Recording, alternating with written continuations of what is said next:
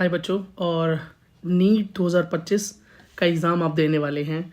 तो अभी आप में से कई बच्चे तो पहले से ही तैयारी कर रहे हैं, लेकिन कुछ बच्चे अब तैयारी करने में लगे हैं। कोई भी रीज़न हो सकता है जिसकी वजह से आपका समय जो है बर्बाद हुआ या आप अपनी स्टडीज़ को नहीं कैरी ऑन कर पाए। सबसे पहली बात, आपके नीट एग्ज़ाम में आज से एग्जैक्टली जब ये वीडियो पोस्ट हो रहा है 152 डेज़ रह गए हैं। क्या 152 डेज़ के अंदर नीट को क्रैक करना पॉसिबल है या नहीं है? तो देखो, हमेशा होता आया है कि बच्चे लास्ट 6 मंथ और 5 मंथ में स्टार्ट करने वाले बहुत बच्चे, अब उसके अंदर अगर आप अपने आप को इंटेलिजेंट समझते हैं वो, या आप अपने आप को मीडियोकर समझते हैं वो, या अपने आप को आप जीरो समझते हैं वो, इन तीनों कैटेगरी के बच्चों का सिलेक्शन होता है। सारे ही बच्चे अपने 12th क्लास या 12th स्टैंडर्ड के मास्टर नहीं होते हैं, ठीक है, टॉपर्स नहीं होते हैं, पर वो नीट को क्रैक कर पाते हैं। बिकॉज आपको चाहिए बेटा अपने ऊपर विश्वास और विल पावर। कुछ और चीज़ें हैं, कुछ रियलिटी से आपका फेस ऑफ कराना ज़रूरी है। सबसे पहले इस साल का जो कट ऑफ है वो क्या है, मतलब आप अपनी कैटेगरी के हिसाब से एनालाइज करना। जनरल बच्चे को इस बार एडमिशन 652 नंबर पर मिला है आउट ऑफ 720, ओबीसी को 652 पर, और ईडब्ल्यूएस के लिए 649, एससी के लिए 549 एग्जैक्टली, और एसटी के लिए 526। नेक्स्ट जो कट ऑफ आने की आशंका है पूरी, अगर सेक्शन भी चला जाता है तो क्या कट ऑफ हो सकती है? तो बेटा जनरल के लिए 640, ओबीसी के लिए 640, ईडब्ल्यूएस के लिए 635, एससी के लिए 550, ठीक है, 540 से 550 के बीच में, और एसटी की कट ऑफ बेटा 520 से 530 के बीच में रहने की पूरी आशंका है। लेकिन अगर ये सेक्शन भी नहीं जाता है तो बेटा जनरल को 650 के आसपास, ओबीसी को 645, ईडब्ल्यूएस को 645, एससी को बेटा 550 प्लस, और एससी को 540 तक का कट ऑफ रेंज जो है ऑल इंडिया में एडमिशन लेने के लिए पार करना पड़ेगा। तो बेटा आपको ओवरऑल दिखाई दे रहा है कि जो मार्क्स की अचीवमेंट है वो 600 के ऊपर ही है। और जनरल, ओबीसी और ईडब्ल्यूएस के लिए तो बिल्कुल बेटा कोई गुंजाइश नहीं है, मतलब आपको 640 के ऊपर जाना है, जनरल के लिए 650 के ऊपर जाना है। तो बेटा अगर बात करें सिलेबस, तो 11th और 12th दोनों को मिलाएं तो 81 टोटल चैप्टर्स बैठते हैं आपके, बायोलॉजी, फिजिक्स एंड केमिस्ट्री। अब इसमें से कई बच्चों का कुछ सब्जेक्ट फेवरेट होता है, जैसे बायोलॉजी आपका ज़्यादा फेवरेट सब्जेक्ट है, ज़्यादातर बच्चों का होता है। हो सकता है कि आपका केमिस्ट्री हो, या फिर फिजिक्स जो कि लीस्ट बच्चों का फेवरेट सब्जेक्ट होता है। अब बेटा आपके पास कोई ऑप्शन तो रह नहीं गया कि आप इन तीनों में से कोई 2 सब्जेक्ट कर लो या खाली एक सब्जेक्ट कर लो, तो ये तो आपके पास ऑप्शन ही नहीं है। तो आपको ये तीनों ही सब्जेक्ट करने पड़ेंगे, क्योंकि 7 आउट ऑफ 650 अगर स्कोर करना है तो आपके पास कोई भी एक सिंगल जो सब्जेक्ट है उसे छोड़ने का ऑप्शन नहीं है। टोटल जो बायोलॉजी है वो 360 मार्क्स की आती है आउट ऑफ 720। अब बाकी जो 360 के अलावा जो 360 हैं वो फिजिक्स और केमिस्ट्री मिलकर बनाती हैं, तो ये हो गया आपका 180। तो बेटा 360 के अलावा जो बाकी बचे हुए आपके मार्क्स हैं, अब मान लीजिए आपके पास सिर्फ 70 मार्क्स का जो है आप कंसेशन ले सकते हैं 720 से, तो 650 लाने के लिए सिर्फ 70 नंबर का कंसेशन ले सकते हैं। तो क्या आप बेटा ये फिजिक्स को छोड़कर या केमिस्ट्री को छोड़कर कर पाना पॉसिबल है?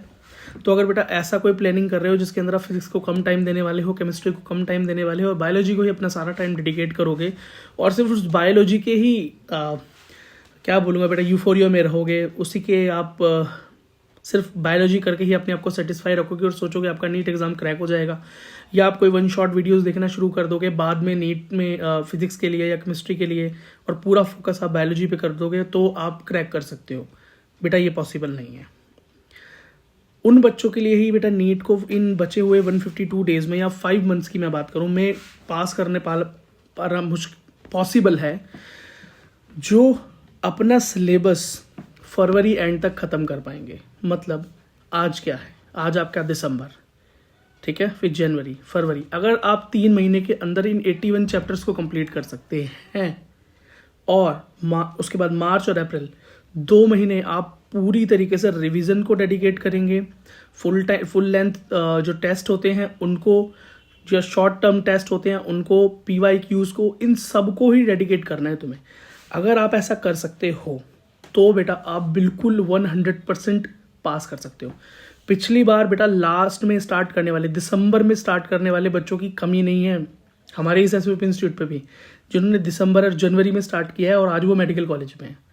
लिस्ट बहुत लंबी है इस तरह के बच्चों की, ठीक है।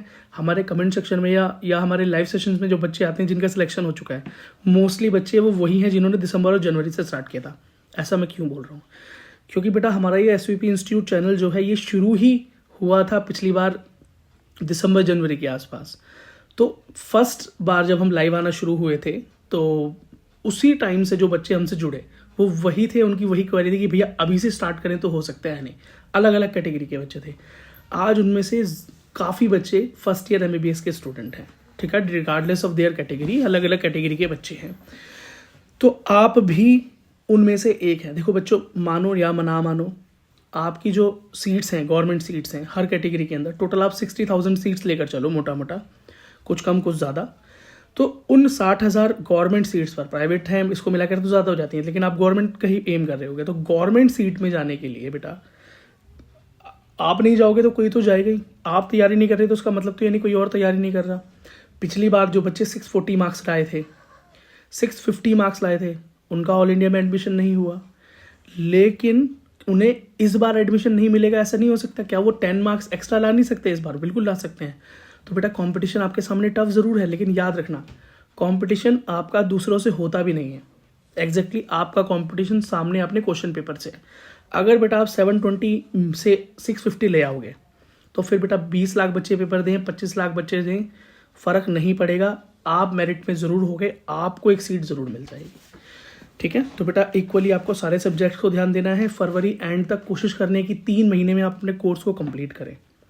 अच्छा, आप में से कुछ बच्चे वो भी हैं जिन्होंने अभी तक कुछ भी नहीं पढ़ा, मतलब बोल रहे हैं कि भैया 11th तो हमको कुछ भी याद नहीं है। एग्जैक्टली 11th हमारा हो गया था बस पास, लेकिन हमें 11th कुछ भी याद नहीं है, फिजिक्स से डर लगता है।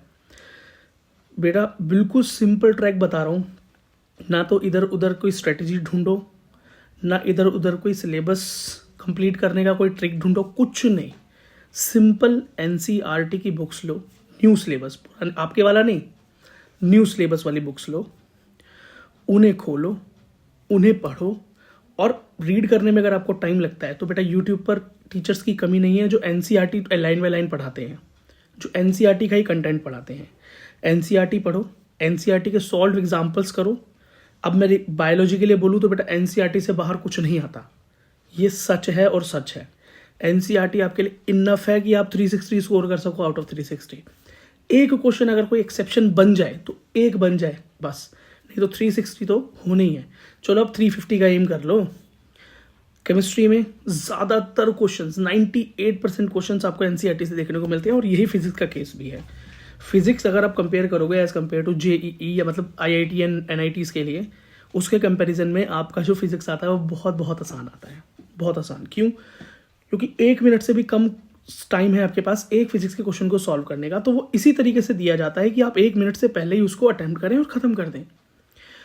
अगर आपका कॉन्सेप्ट क्लियर होता है, आपने वो चीज़ पढ़ी होती है, तो आपको वो क्वेश्चन खत्म करने में टाइम लगता ही नहीं है, और प्रीवियस ईयर ट्रेंड के हिसाब से ही क्वेश्चंस आते हैं हमेशा। तो फिजिक्स में PYQ जो है वो आपको बहुत बहुत हेल्प करने वाले हैं। देखो मैं एक ट्रिक बता देता हूँ, NCERT तीनों की ही फॉलो करनी है, फिजिक्स की भी, केमिस्ट्री की भी और बायोलॉजी की भी। NCERT पढ़कर अगर नहीं समझ में आ रही, क्योंकि उसका थोड़ा सा लैंग्वेज का प्रॉब्लम है, ठीक, और थोड़ा सा उसका पैटर्न का भी प्रॉब्लम है, कुछ चीज़ें आगे कुछ चीज़ें पीछे हैं, अरेंजमेंट का प्रॉब्लम बोल सकते हैं। तो बेटा उसको समझने के लिए आप यूट्यूब पर वीडियोस देख सकते हो। प्लीज़ वन शॉट मत देखना, इवन बायोलॉजी के वन शॉट भी मत देखना, क्योंकि अभी आपके पास सफिशिएंट टाइम है। 3 मंथ्स सफिशिएंट टाइम ही बोलूँगा इसको मैं, तो सफिशिएंट टाइम है आपके पास। बस सफिशिएंट टाइम का ये मतलब है कि 3 मंथ को 3 मंथ की तरह ही यूज़ करो। ऐसा नहीं है कि इसके अंदर पार्टीज़ भी हो रही हैं, सोशल मीडिया भी चल रहा है, और अपना फ्रेंडशिप भी चल रही है, फ्रेंड जोन भी चल रहा है, और अपना बर्थडे भी चल रहा है, मूवीज़ भी चल रही हैं, आउटिंग भी चल रही है, कुछ बीच में हॉलीडे भी मारने चले गए। ये नहीं होगा, ये नहीं होगा। पूरे 3 महीने का मतलब है डेडिकेटेड 3 महीने, ठीक है, 90 डेज फुल ऑफ डेडिकेशन, ठीक है। और बेटा स्टडी मटेरियल को और बेहतर समझने के लिए और PYQs को देखने के लिए आप फिंगर टिप नाम का जो बुक आती है MTG की, NCERT फिंगर टिप, उसको फॉलो कर सकते हो, वो ले लो तो आपकी बायोलॉजी तो बेटा कंप्लीट हो गई, उसमें आपको चिंता की ज़रूरत नहीं है। परेशान फिर सेकंड है केमिस्ट्री। केमिस्ट्री के लिए NCERT इज़ इनफ। करना क्या है, NCERT पढ़नी है, नहीं पढ़ पा रहे हो तो किसी के लेक्चर्स देखने हैं ऑनलाइन, ठीक है। क्वेश्चंस क्या करने हैं, जो सॉल्व एग्जाम्पल्स हैं आपके NCERT के विद इन एक्सरसाइज जो सॉल्व एग्जाम्पल है वो करने हैं आपको। कॉन्फिडेंस लेवल यहाँ से यहाँ पहुँच जाएगा, ये तो कर सकते हो ना, ये कर लो। फिर बेटा PYQs करना स्टार्ट कर दो, PYQs करना स्टार्ट कर दो, या अगर आप किसी कोचिंग में हो तो DPP करना स्टार्ट कर दो, ठीक है। PYQs DPPs और सॉल्व एग्जाम्पल जो NCERT के हैं, इनफ, खेल खत्म। शर्त लगा रहा हूँ बेटा 150 मार्क्स से कम नहीं आ सकते।